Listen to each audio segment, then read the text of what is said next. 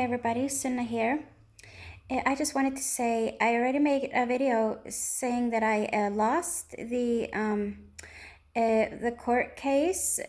Judge Peter Dam, me and my lawyer, we both thought that I'd won the case because the partner and the lawyer, I mean, they had just a really, really weak case, and it was just a given that I would win. Of course, they did not.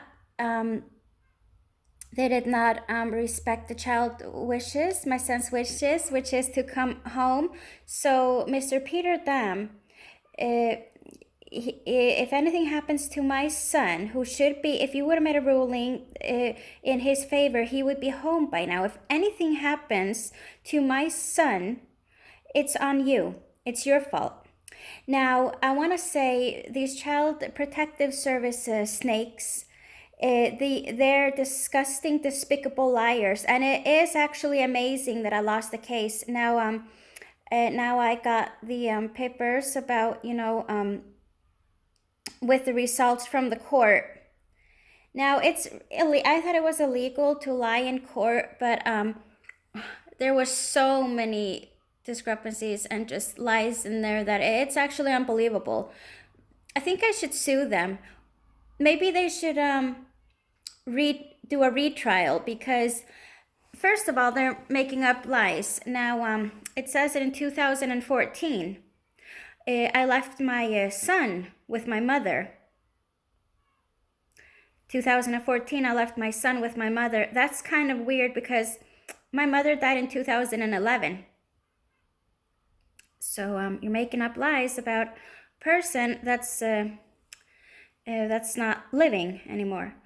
And also they lie and say that in 2007, when Barderman first stole my kids, when Halldóra Gunnarsdóttir, who was head of the Child Protective Services in Reykjavik, she demanded that I was be arrested right in front of her face when I went to their offices. After they had harassed me constantly, I went to her offices. I went to the Child Protection Service, Child Neglectful Service offices, and they called the police on me because, yes, I was angry. Had every right to be. It called the police on me. Halldóra pointed to me and said, "Arrest her." There was a man and a woman, 2 police officers. They were standing behind me, and they looked at each other and just were like, "What? Why?" And they hesitated. They didn't arrest me right away. She said, arrest her. Because I've told people that Child Protective Services is over the law in Iceland. They don't even have to abide by the law. But they looked at each other, those 2 police officers, a man and a woman. I know who that man is because I've seen him again. I know his name. And then they arrested me. They didn't want to arrest me. That was quite obvious. And as my hand, and by the way, I don't even think I'd even gotten a parking ticket, because I always, went by the law and everything. It's just after this Child Protective Service thing, but they bully and harass some people, and some people are just under the radar constantly. They just choose people to harass. But anyway, as my hands are behind my back, the woman police officer is standing behind me, and she and nasty Halldóra, and by the way, Halldóra Gunnarsdóttir had to quit because she was covering for a child molester that was working under her, and she covered. He was raping kids for years, and she covered for him. But anyway, as my hands are behind my back, they're arresting me, and Halldóra, the nasty bitch, comes and starts sniffing me out.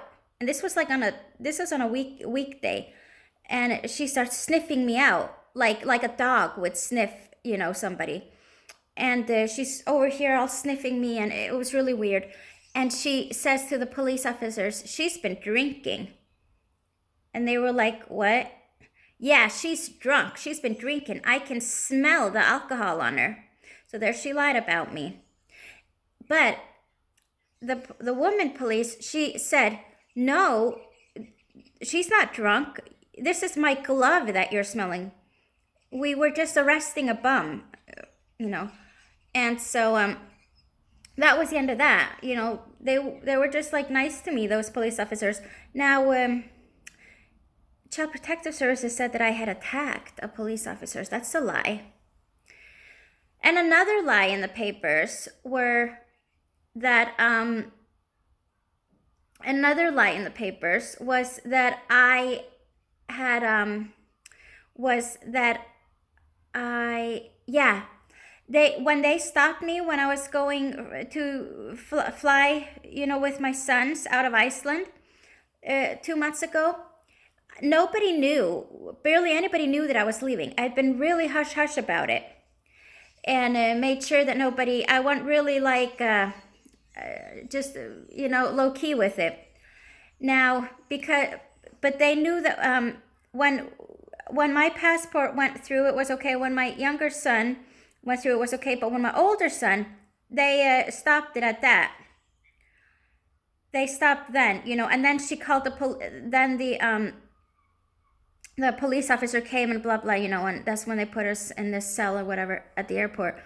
But the thing is that my son, my older son, he told me that he had asked Child Protective Services last week, like, am I not allowed to leave the country? And they said, yeah, of course you are. And he said, well, then why was I stopped at the airport? Oh, that was just a mistake. Now, they said Child Services told him that that was just a mistake. Now, here's the thing. In the court papers, it says that I had been saying on social media that I was leaving. That's a huge lie. I never did.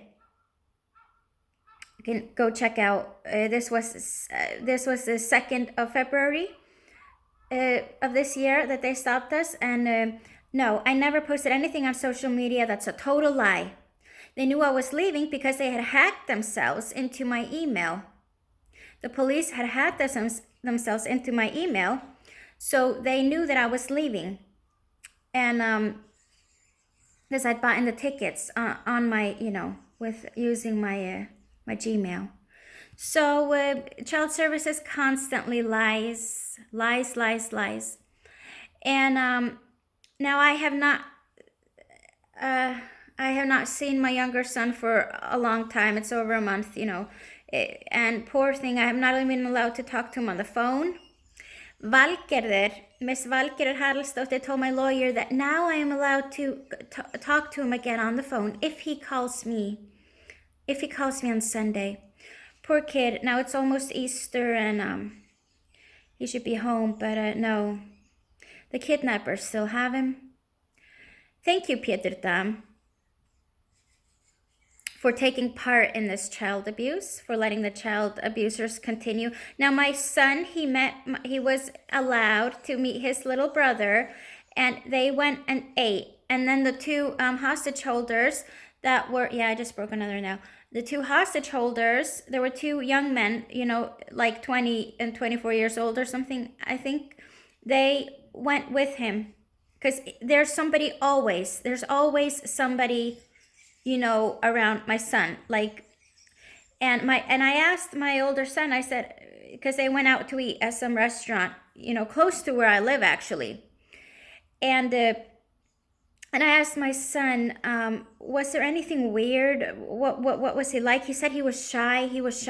You know, my younger son was shy. He hadn't seen his brother for quite a while, which is really sad. And I said, was there anything weird? I was like, no, except for when he had to go to the bathroom, you know, one of the guys followed him and stood outside the toilet while he went to the bathroom. So my son doesn't have any freedom. Their child services is trying to make him look like he's retarded. Like in the papers, it says that, you know, but he's not. He's a smart kid. He's just hyper. And I guess... is that not allowed anymore? Does everybody have to be the same? I only ask. But yeah, so now the year is 2020 and it's amazing that Child Services is still allowed to behave this way. Now, this has been taken to Landsréttur, which is a middle court. It's above the other one. They're like 3 levels of court, so I'm gonna see what they're gonna do, how they're gonna rule this. It's amazing that Child Services was able to win the case with all their lies. I thought it was illegal to lie in court. They're allowed to lie on dead people now? I don't know, judge for yourselves what you think about this. This is bullshit.